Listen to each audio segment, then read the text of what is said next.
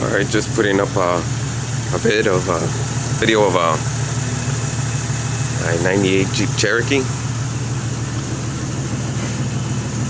I did a port and polish on a 7120 casting. Port and polish done by JB Garage.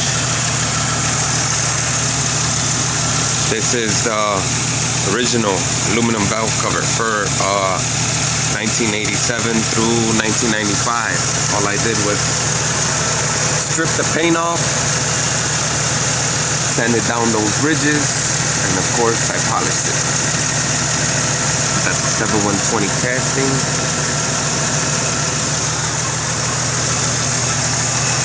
Got the Banks revolver header. Ordered and polished my intake manifold. 63mm throttle body. Throttle body spacer. Homemade holder intake. Found this piece of tube at the junkyard for $7. Can't beat that. I got a real K&N. Just waiting for this shitty weather to be over. That way I could put on my lovely K&N. I'm gonna fabricate a homemade cold air box. That way I can take advantage of all this air coming in through here. Find some way to box it off here.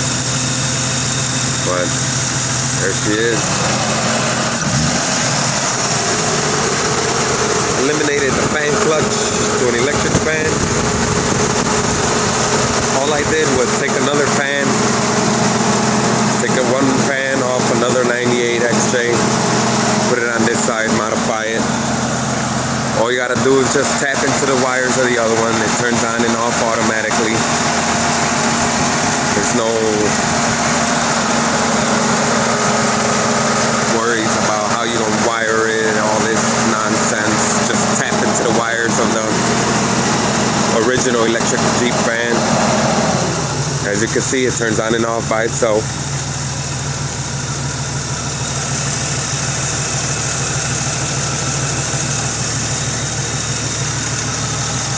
Like I said, port and polish, cylinder head, port and polish, intake manifold.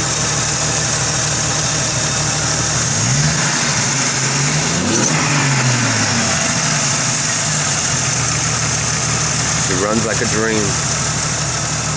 ARP head bolts. Optima yellow top.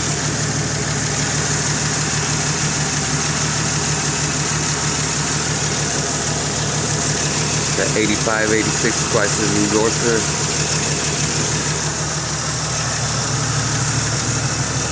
Hood vents. Let me turn on my lights here. Got the Walking Dead bobblehead.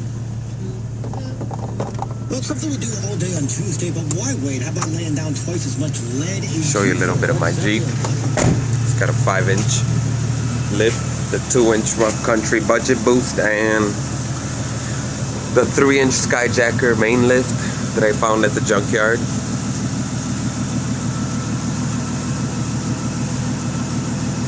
Here's my old valve cover. Switched it out mainly because it was leaking oil. Couldn't figure out why or where, so I switched it out to its original valve cover that belongs to that head. I bought the head and the valve cover for 38 bucks at the junkyard. Complete assembled head with valves and everything, rockers, everything. Aftermarket corners. All these lights been aftermarket. LEDs in there. Got my HID headlights.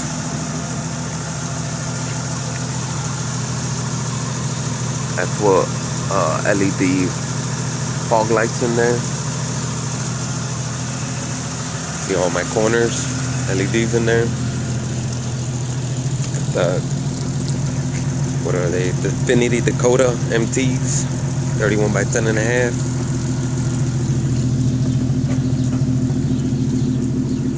It's got a MagnaFlow muffler on there.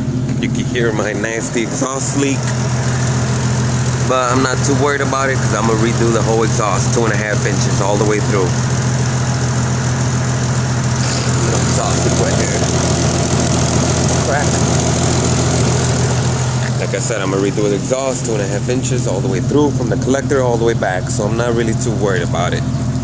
The reason why it's jacked up in the back like that, ass up, is because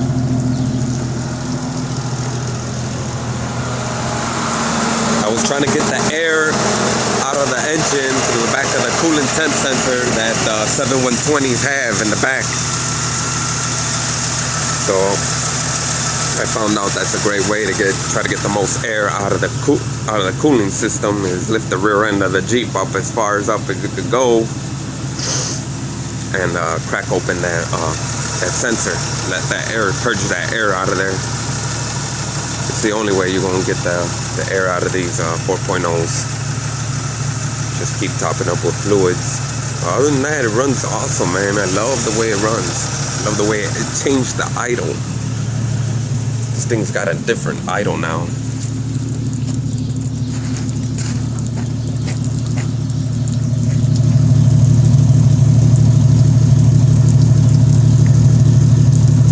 It's got a different idle to it. I also got they're the OE skid plates. I just, of course, I painted mine, made it look a little bit better. Yeah, you can't beat a deal like that for 20 bucks at the junkyard. Got my class 3 receiver hitch. Of course, at the junkyard for 25 bucks. Can't beat that.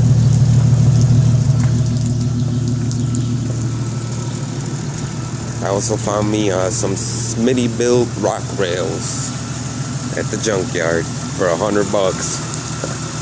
Gotta clean some rust off of them. I'm gonna hit them up with some Herculiner, and they're gonna be looking pretty sweet on there. I'm gonna hit up that whole bottom half with Herculiner, the fender flares Herculine, bumpers all Herculine. It's a non-stop project. I also upgraded my rear brakes. I took those stupid ass drums out because I wore them out really quick with these bigger tires. And I upgraded to the Ford rear disc. See, there's disc in there now. Disc brakes on a 98 XJ. Without having to spend that $500 conversion kit. I spent like maybe 120 bucks at the junkyard for all the parts. Just gotta know what you're looking for at the junkyard.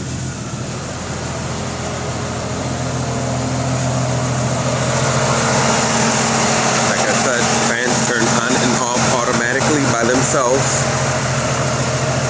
There's no adjusting, there's no how you wire it. Like I said, ground one wire to the frame, and all you do is just tap one wire into the existing fan already. That's it.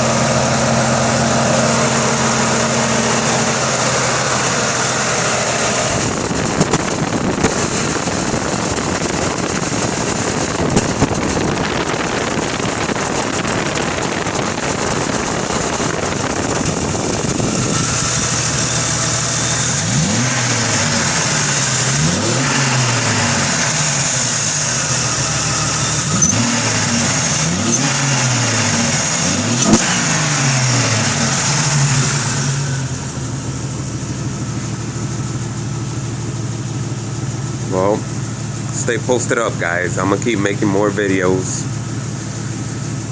And hey, comments or recommendations, whatever, you're all welcome. I'll do anything or almost anything to make this Jeep even more badass.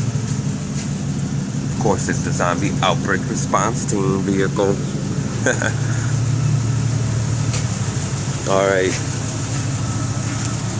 Hope you guys enjoyed.